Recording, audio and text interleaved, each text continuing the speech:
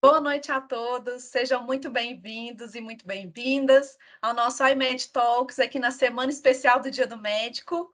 Trouxemos mais dois convidados muito especiais aqui para falar hoje com a gente sobre o tema de ética na medicina e como utilizá-la aí na era digital. Já já vou apresentar os nossos convidados aí para vocês, pessoal, mas antes, já separar aqui as dicas fundamentais aí para vocês nos acompanharem ao longo aqui do nosso bate-papo. Primeira delas, né, é vocês já separarem aí o papel, a caneta. Não tenho dúvidas que vocês vão sair daqui com muito conteúdo relevante, principalmente médico profissional da saúde aí que quer saber um pouco mais, né, sobre esse tema tão relevante. E o outro ponto também é se você quiser aproveitar, convidar o seu amigo médico ou profissional da saúde que queira conhecer um pouco mais aí sobre esse tema, né, da ética médica e como poder utilizá-la aí, principalmente agora nesse ambiente digital. Aproveita, já dispara para o seu amigo aqui o nosso link aqui do YouTube para poder convidar ele para participar aqui com a gente. E para você também que está chegando aqui agora, ainda não conhece o nosso iMed Talks e ainda nem o iMedicina. O iMedicina é uma empresa aqui do Grupo Conexa. Em 2021, nós somos indicados aí como uma das 10 empresas mais inovadoras aí do país pela Forbes, além da melhor ferramenta de telemedicina da América Latina. Sempre aqui com o objetivo de democratizar o acesso à saúde de qualidade no Brasil. No iMedicina aqui especificamente, a gente hoje já apoia mais de 2.000 médicos, parceiros e clientes que confiam aqui no nosso trabalho e a gente vem desenvolvendo aí nos 3 pilares da jornada do paciente, que é a atração, o atendimento e a fidelização. Então, hoje a gente ajuda os profissionais da saúde com a nossa própria metodologia, que vai desde o consultório online, com o nosso software médico, para atender de onde você estiver, e também apoiando aí no posicionamento digital, para que você se torne uma autoridade no assunto, você que é médico e profissional da saúde. Em especial agora nessa Semana do Médico, estamos também com algumas condições e benefícios especiais aí para você médico e profissional. Então, se você quiser saber um pouco mais aí sobre medicina especificamente, vamos deixar aqui nos comentários o nosso link para que você possa falar com os nossos consultores e saber um pouco mais aí sobre como que a gente pode te ajudar. Bom, acredito que o pessoal já entrou aqui na nossa live. Vou aproveitar aqui agora, então, esse momento para agradecer aí a participação dos nossos convidados. A primeira delas, doutora Valéria Azevedo, que é médica cardiologista e hoje é diretora de operadoras aqui na Conexa Saúde. Muito obrigada aí por ter aceitado o nosso convite, viu, Valéria? E obrigada por estar aqui com a gente. Prazer, viu, estar aqui nessa live. Vai ser muito bom esse momento que a gente vai poder trocar algumas ideias e alguns conceitos a respeito da prática da medicina, da ética médica e da saúde digital. Muito obrigada pelo convite. Obrigada a você, Valéria. E estamos aqui também com o Victor Prata, que é advogado especializado em proteção de dados, compliance e direito regulatório. E é nosso DPO aqui na Conexa Saúde. Muito prazer, Victor. Seja mais uma vez bem-vindo aqui ao nosso iMed Talks para a gente poder falar bastante aqui para o pessoal sobre ética aí na medicina. Noite, Thaís, Val e todo mundo que está nos assistindo. É um prazer estar aqui com vocês hoje e acho que vai ser muito bacana a gente ter essa conversa aqui, um bate-papo sobre ética, direito médico, enfim, entender um pouco e compartilhar um pouco dessas experiências. Muito bom. Nós agradecemos. Não tenho dúvidas de que todo mundo que está aqui assistindo vai sair com muito conteúdo rico. Nós separamos algumas perguntas aqui, inclusive do nosso público mesmo, de médicos, ao longo aí das semanas, sobre algumas dúvidas que o pessoal já tem, até algumas indicações que eles gostariam, né, de sugestões de alguns pontos. E para começar, queria perguntar para vocês como que vocês veem, né, como é que a ética pode ser aplicada na área médica? Na prática mesmo, às vezes um pouco, Valéria, se quiser trazer um pouco dessa questão prática e como que seria isso visto do lado médico? Bem, a ética médica, ela é um assunto muito debatido e discutido desde os primórdios da medicina, né? E por ela nós temos vários capítulos falando exatamente, né, de como proceder, de como trabalhar com ética quando você fala em que a medicina é focada no tratamento do ser humano, né? Então, quando você tem uma profissão que diretamente afeta a vida das pessoas em toda a sua essência, você tem que ter conceitos, você tem que ter práticas muito bem definidas daquilo que você pode e aquilo que você não deve fazer mediante a prática dessa profissão.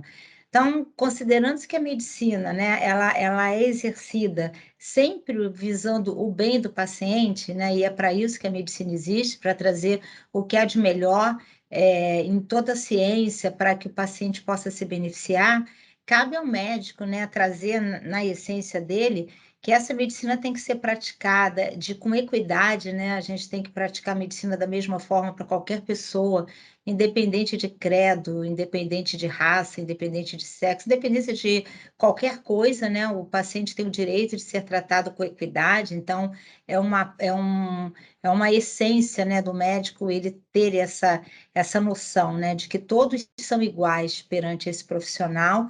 O médico também ele deve zelar, né, pelo perfeito desempenho, né, da medicina, para que possa prestar um melhor serviço, né, e que possa trazer um melhor resultado para o paciente, né? Ele deve também guardar absoluto respeito por aquele paciente, pelas coisas que o paciente lhe coloca dentro do consultório, e ele deve ter atenção de que essas informações são do paciente e ele, naquela atividade, ele tem que ter o sigilo perfeito de tudo aquilo que é passado do paciente para ele, cuidando de guardar essas informações e de maneira nenhuma podendo utilizá-las contra esse paciente, né?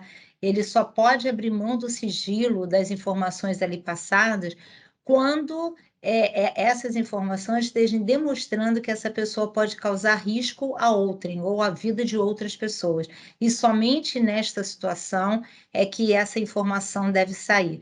Assim como nos casos de doenças infecto-contagiosas que tenham que ser de notificação compulsória e que devem ser avisadas ao Estado para as medidas de saúde pública e proteção da população como um todo, né?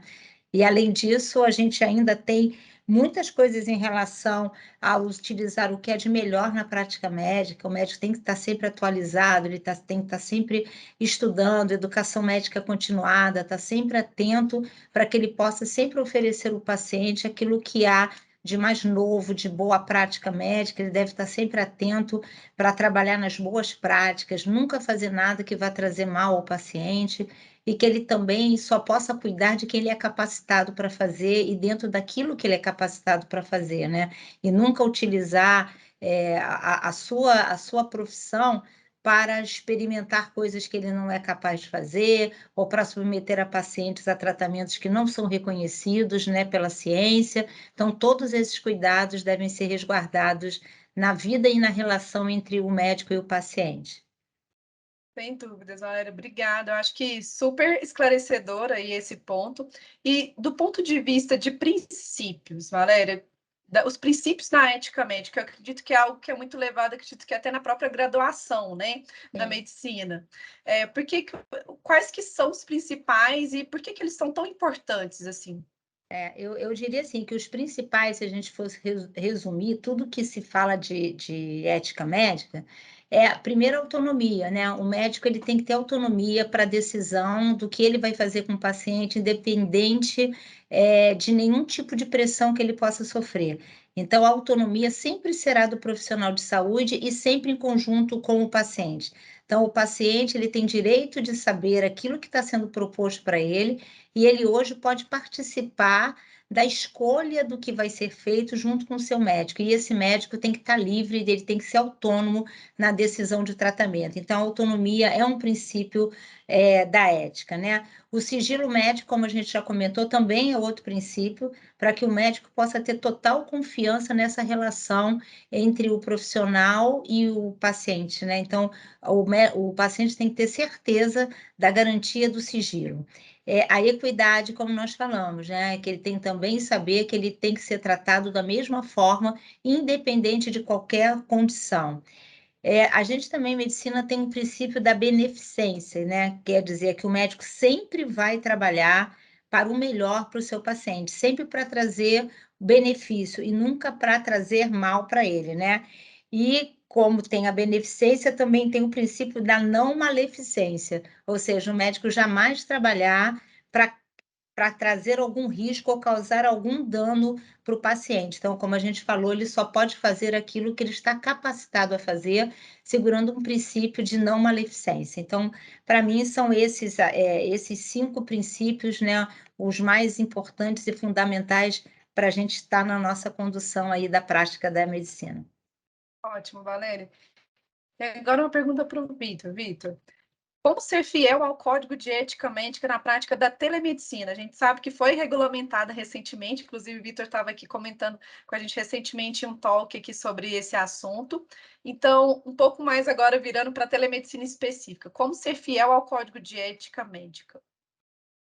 Maravilha, Thaís. Então, em relação à prática da telemedicina, né, a prática médica ela não muda na telemedicina. Então, basicamente, ele vai ter uma nova ferramenta agora, né, de trabalho, que é a tecnologia, que são as plataformas, né, regulamentadas pelo Conselho aqui, de Medicina, e que permitem a esse profissional continuar fazendo atendimento em lugares que às vezes ele não chegava ou em momentos que eles às vezes não chegavam, né? Então, vamos lá. Se você é um médico hoje tem o seu paciente, você atende no seu consultório presencial, poxa, se você faz uma viagem, o paciente tem uma emergência, você não vai conseguir atender aquele paciente. Via tele, você conseguiria atender, né? Ou você consegue, por exemplo, atender um paciente seu que mora em outra cidade, que precisa se deslocar até o seu consultório, né? Mas isso é apenas uma ferramenta para facilitar e viabilizar, né? Democratizar o acesso a esse tratamento, mas que não muda, né, os princípios deontológicos, a bioética, os princípios da ética médica. Então, todos os princípios e normas do Conselho Regional e Federal de Medicina, né, respectivo, eles se aplicam integralmente à telemedicina. Além disso, né, o CFM criou a Resolução 2314, agora em 2022, para regulamentar como deve ser feita a prática da telemedicina. Não no sentido de mudar os princípios, mas para falar de coisas objetivas como, por exemplo, você só pode utilizar plataformas regulamentadas. Você deve adotar determinado tipo de conduta com o paciente que tem doença crônica. Então, ele cria ali, né, e até entendendo um pouco das limitações do atendimento por tele, para que a saúde, né, integral ali do paciente ela possa ser garantida e viabilizada da melhor forma. Ótimo, Vitor. E até um pouco agora direcionando até para essa questão que você comentou da telemedicina não ter, né, algo mais direcionado, mas que não muda em relação à ética. Mas a gente vem com um outro fator, que é a LGPD. Então, até em relação à LGPD em si, quais são os impactos da lei sobre a tecnologia da saúde e o prontuário eletrônico, no ponto de vista ético também e legislativo, agora se tratando da LGPD? Perfeito, Thaís. Essa pergunta ela é bastante recorrente, e ela é muito importante para a prática médica, né? Na telemedicina, com toda certeza, mas também nos consultórios offline, né? O presencial. Então, as clínicas e hospitais que não são, né, via tele, eles precisam também cumprir com a LGPD da mesma forma. Então, olha que interessante é a aplicação dessa lei. A própria LGPD, ela é mencionada diretamente na resolução da telemedicina e da lei do prontuário eletrônico, que é uma outra lei que aí fala até um pouco mais de tele, mas fala também de hospital que tem um sistema digitalizado, né? Então, todas essas três normas, né, elas vão falar sobre sigilo dos dados do paciente, que é exatamente o que, né, a doutora Valéria trouxe no começo.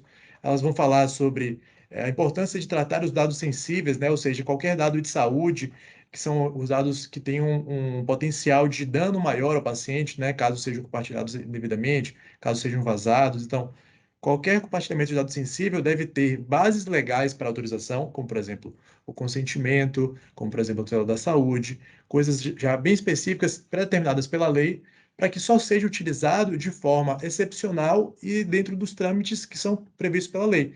Não é possível, por exemplo, que o médico compartilhe com uma outra pessoa esse dado do paciente dele, sem que o paciente dê autorização para que isso aconteça, né? E aí você vai ter implicações tanto em relação à LGPD e ao órgão, né, aos órgãos que regulamentam a LGPD, que vão ser a Autoridade Nacional de Proteção de Dados, o Ministério Público, o PROCON, a Senacom, que são órgãos que vão cuidar dessa parte mais própria de dados, né, e não necessariamente médica. E você vai ter, ao mesmo tempo, o Conselho Federal de Medicina e os conselhos, né, regionais de medicina, também fiscalizando o cumprimento, porque são normas indissociáveis. Não dá para a gente falar de sigilo profissional sem falar de LGPD, ou falar de LGPD sem falar de sigilo profissional, quando a gente está tratando de um atendimento médico, né? Sobretudo aqui em relação à telemedicina, porque a gente sabe, né, que as plataformas ela têm um grau de exposição, né, muitas vezes superior a uma clínica ou um hospital presencial, né? Por exemplo, o sistema de um hospital ele só pode ser acessado muitas vezes de computadores que estejam dentro daquela rede ali, que estejam localizados fisicamente dentro do hospital. Né? Quando você vai para um sistema de telemedicina, ou qualquer outro, né, sistema aqui, né, de software as a service, né, o software como serviço, que são essas plataformas que a gente utiliza conectando pela internet, de qualquer lugar do mundo você consegue acessar a plataforma. Com isso, acaba aumentando ali também a exposição em relação à segurança dos dados e principalmente aqui para a medicina dos dados sensíveis. Certo. Ô, Vitor, e até uma pergunta que às vezes pode acabar acontecendo, para aqueles médicos que ainda não têm aquela clínica que não está 100% informatizada com o prontuário ou as informações do paciente em nuvem, como você mesmo disse, como que seria uma regulamentação para aqueles que ainda guardam as informações fisicamente? Acho que você falou um pouco mais abrangente ainda, que não mudaria muito, mas tem alguma mudança ou tem algum risco que você colocaria aqui até como uma sugestão de mudança ou algo assim? Maravilha. Vamos lá. Tem alguns princípios aqui que estão no LGPD, que são depois, né, corroborados em outras normas do Conselho, como a própria Resolução 2314, que vão falar sobre não só o sigilo, mas a disponibilidade dos dados, né?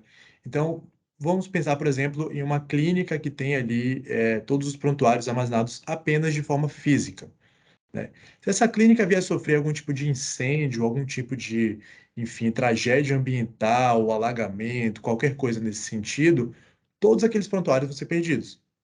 Então, o cuidado de todos aqueles pacientes vão ser ou interrompidos ou até mesmo descontinuados, porque, né, vai se perder todo o histórico daquele paciente ali, se só tiver isso de forma física.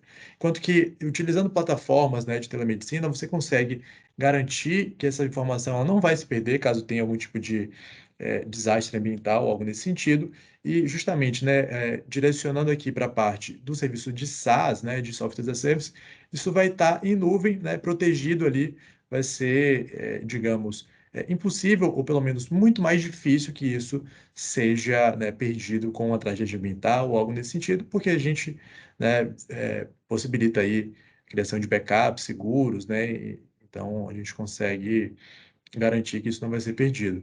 Então, um dos princípios, né, da própria LGPD é que você possa dar o acesso aos dados, né, do próprio paciente. Então, o paciente vai poder pedir ao médico ou à instituição, né, seja a clínica ou seja a plataforma de telemedicina, o acesso aos próprios dados dele, para que ele possa entender, e aí isso dialoga diretamente, né, com o ponto que a doutora Valéria trouxe, de participar junto com o médico da decisão do que vai ser feito em relação ao tratamento dele.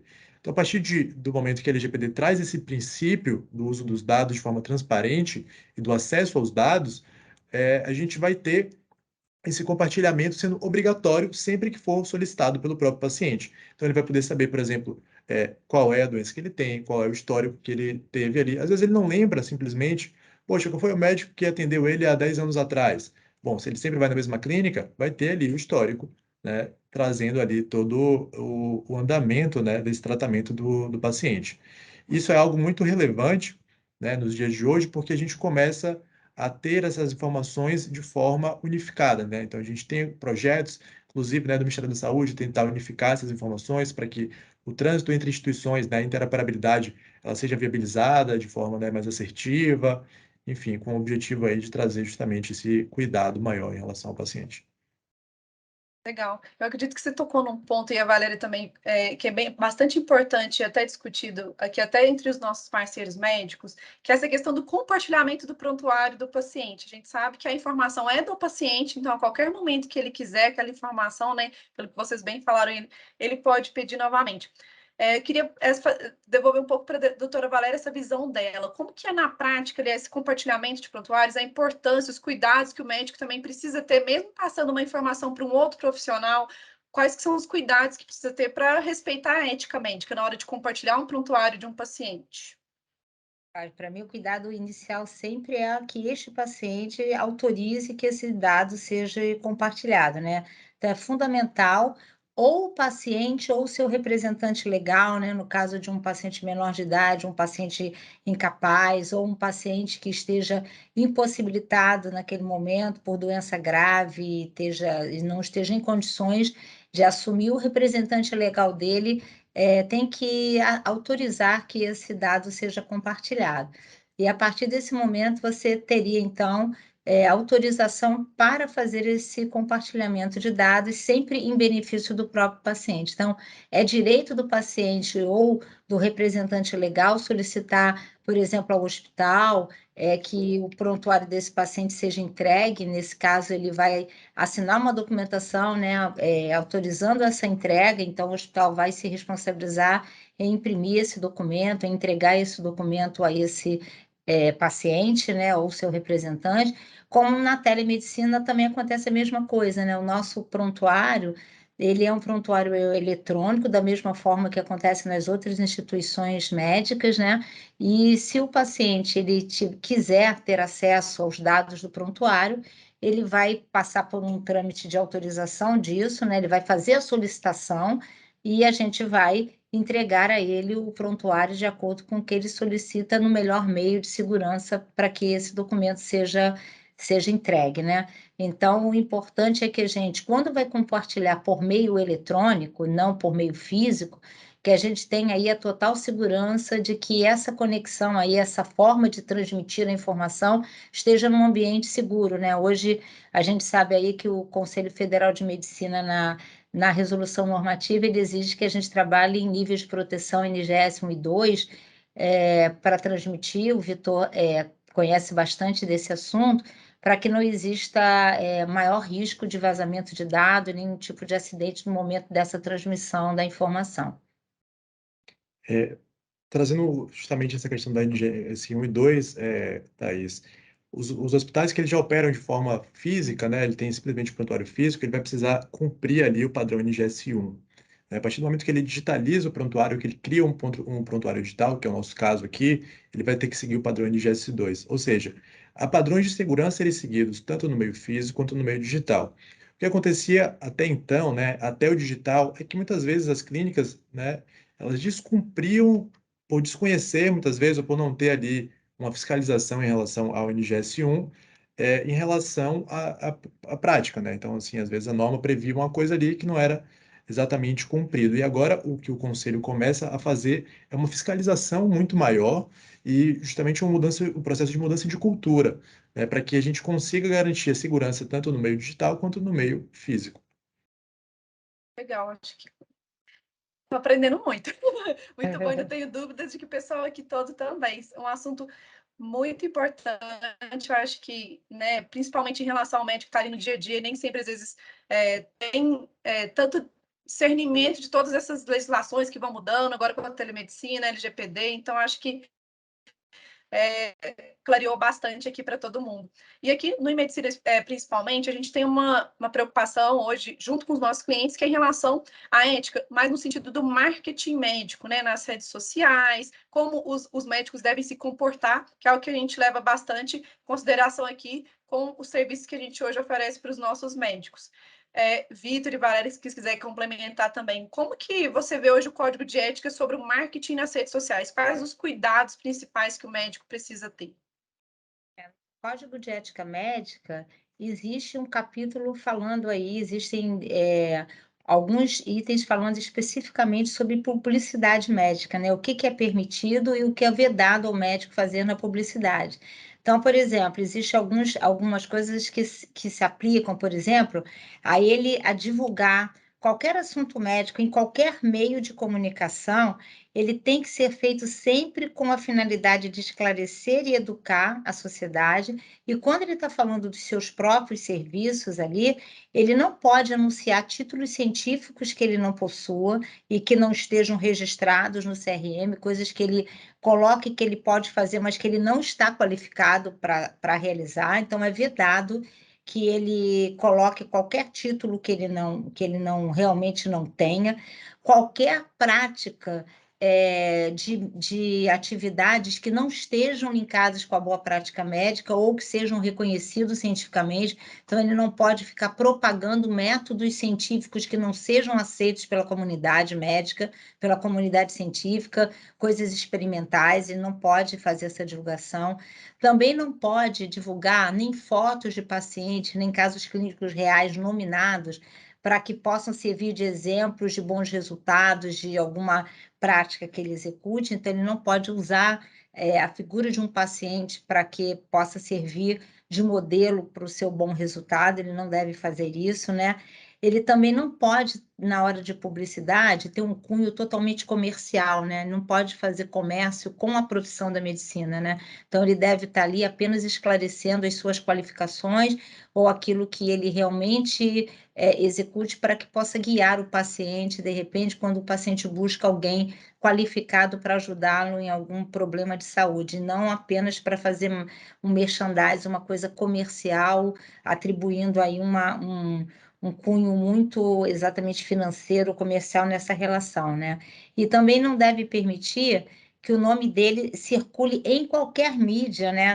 Inclusive na internet, em matérias que sejam desprovidas, como eu falei, de cunho científico, né? Não deve permitir que o nome dele esteja vinculado a coisas que não têm um rigor científico, que não tem ali a importância de estar bem esclarecido que aquela prática é reconhecida pelos conselhos regionais e federais de medicina, que é uma prática que não seja experimental, né? Então, isso é muito importante, não participar de propaganda enganosa, né? Aquelas propagandas que a pessoa vai lá achando que vai ter um resultado que no final não vai ter, então o médico não pode ter participação com propagandas enganosas, é muito importante ter atenção para isso, né? Legal. E até do ponto de vista de influenciar sobre algum produto, algum medicamento, tem algo que fale sobre isso também? Sim, na realidade, é como eu falei, né? Ele não deveria usar esses meios para fazer divulgação comercial de estar com o nome linkado a qualquer coisa que seja muito comercial. O ideal é que o médico se abstenha dessa prática. Entendi.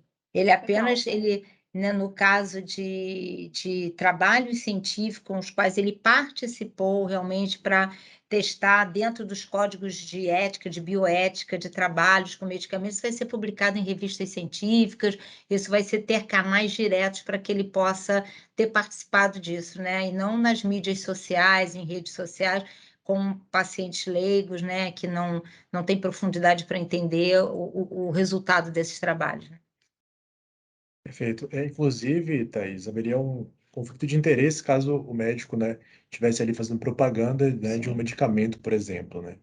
Então, o Código de Ética veda, né, expressamente esse tipo de prática, porque vai haver um conflito de interesse ali, ele precisa pensar justamente, né, nos princípios, né, que a doutora Valéria trouxe, do melhor cuidado para o paciente, né, Sim, na beneficência e não no ganho individual, né, que ele possa vir a ter sim. ali em relação a essa prática. E lembrando que nem tudo serve para todos os pacientes, né? Cada paciente é um paciente, então não existe um tratamento, como a gente costuma brincar e dizer aqui, copia e cola, né? A mesma receita para todo mundo, porque as pessoas são diferentes, as pessoas têm características distintas, patologias, comorbidades distintas que um medicamento que pode ser bom para um, pode ser muito maléfico para o outro, né?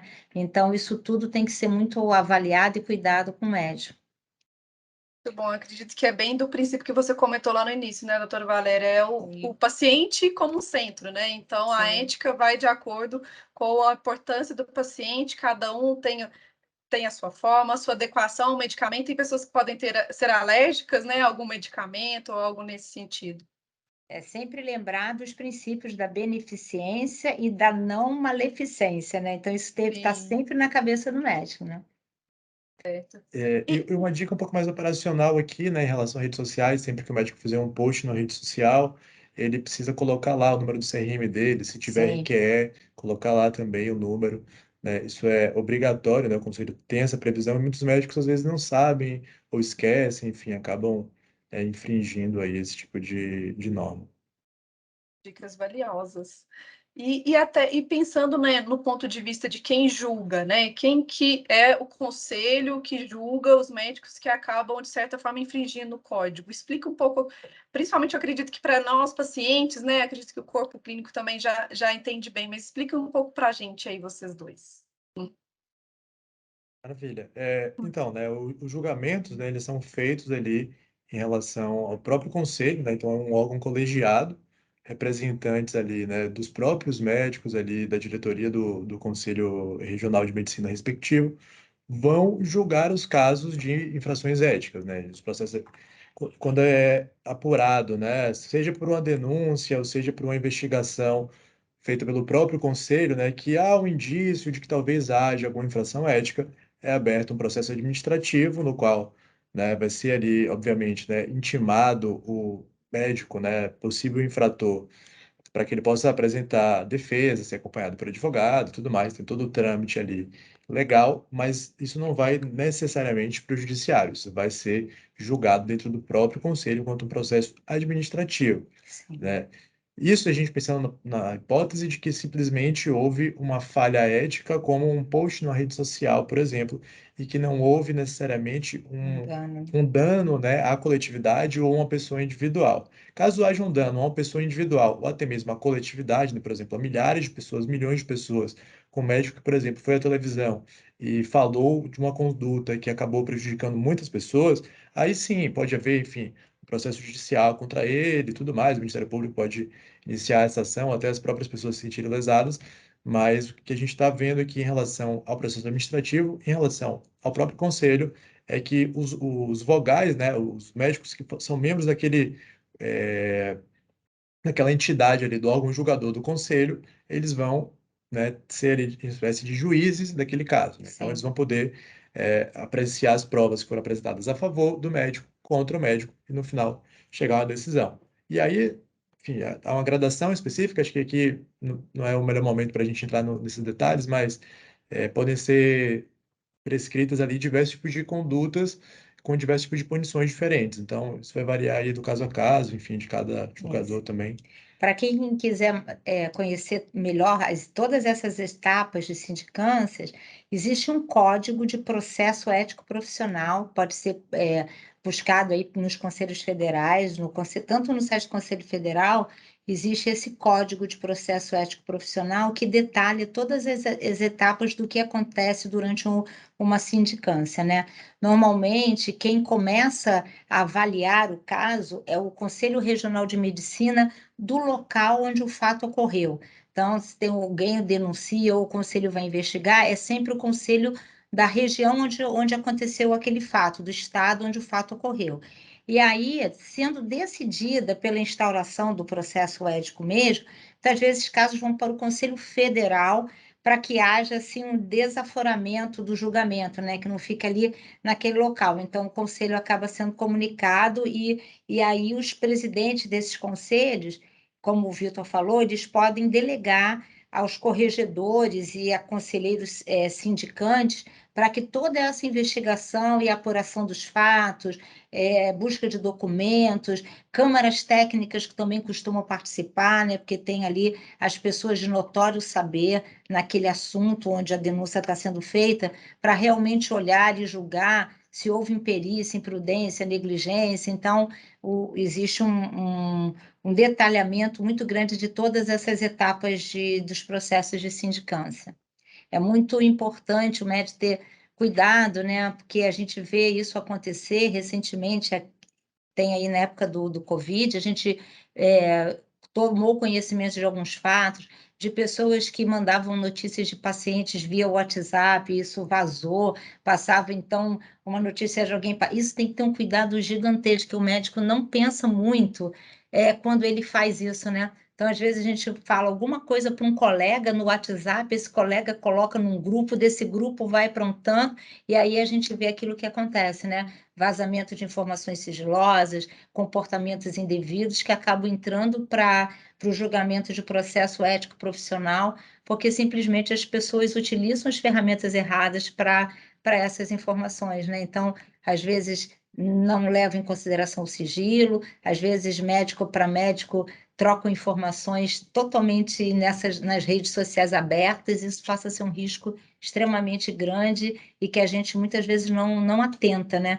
Tá, estou falando com meu amigo pessoal, porém seu amigo faz parte de grupos de outros amigos e os assuntos vão circulando e de repente você está aí envolvido numa quebra de sigilo, envolvido numa questão de ética médica que muitas vezes tem proporções maiores, né? Então tem que ter muita atenção com isso. Bem colocado, doutora Valéria. Acredito que, às vezes, a intenção não era aquela, mas no momento ali de fazer um comunicado, até de falar com outro, trocar uma ideia, né, com um colega, acaba, de certa forma, fingindo algum ponto da ética, né? Mas muito obrigada, acho que foram bem sucintos. Essas eram as principais perguntas que a gente tinha aqui hoje. Quem está aí escutando a gente, se tiver mais alguma dúvida e quiser deixar aqui nos comentários, depois nós vamos montar um conteúdo mais completo para poder sanar essas dúvidas de vocês. E para a gente poder finalizar aqui, aproveitando que a gente está aí na Semana do Médico, parabenizar aí a doutora Valéria pelo Dia do Médico, aí pela profissional que é aqui para a gente, acredito que para todos os seus pacientes também. Então, acho que é agradecer a vocês médicos também que estão nos ouvindo aqui por todo o cuidado com nós pacientes, para a gente poder levar saúde de qualidade. E para fechar, queria que vocês dois deixassem uma mensagem aí para os médicos que estão nos ouvindo, para homenagear de alguma forma, parabenizar aí pelo Dia do Médico. Ah, sim. Então, gostaria de parabenizar todos os colegas médicos. É uma profissão lindíssima, né? A gente é apaixonado pelo que faz. E o bom médico é sempre aquele que tem brilho no olho, aquele que tem a empatia, que consegue se colocar no lugar daquela pessoa que está ali tratando. Então, eu acho que é uma profissão extremamente digna, é uma das profissões mais antigas da humanidade, né? Desde sempre, as pessoas estão preocupadas com cuidar, né? Então, parabéns a todos os colegas que trabalham muito, que se dedicam muito, que muitas vezes deixam de estar com as suas próprias famílias para estar dedicados aos pacientes, né? Então, que possam realmente honrar essa profissão muito digna. Parabéns a todos aí pelo trabalho. Gostaria de parabenizar também, primeiro a Valéria aqui, todos os nossos médicos que estão Obrigada. nos assistindo aí. Realmente é uma missão muito importante, né? Essencial, eu diria, para a sociedade, o trabalho que vocês médicos fazem. E queria deixar aqui justamente esse recado, né, falando aqui sobre a live de hoje, sobre ética e integridade, né? Muito importante que na conduta médica, né, não só em relação aos pacientes, mas também, como a Thaís trouxe aqui em redes sociais, em grupos, né, nessa sociedade que a gente vive que é tão informatizada, que essa mensagem seja sempre levada, né? Esse cuidado em disseminar boas ideias, boas informações, comprovadas cientificamente, né, que tenham ali esse respaldo e o cuidado, né, com o paciente ali. Acho que são pontos aí super importantes para que os médicos continuem, né? Já fazem isso, mas que eles continuem agindo dessa forma. Muito bom. E mais uma vez agradecer a vocês, doutora Valéria e Vitor, por Obrigada. estar aqui com a gente.